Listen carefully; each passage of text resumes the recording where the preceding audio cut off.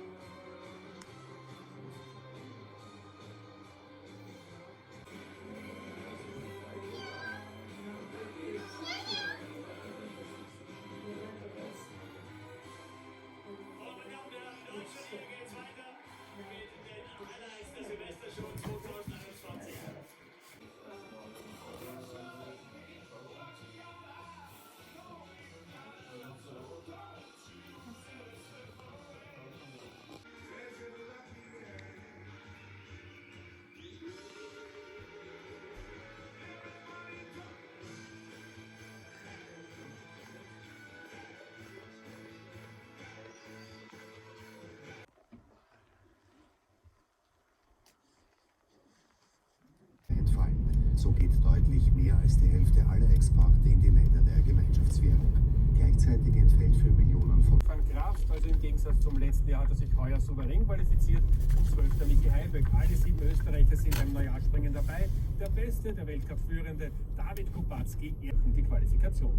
Die Wetteraussichten für den heutigen starten wir in vielen Regionen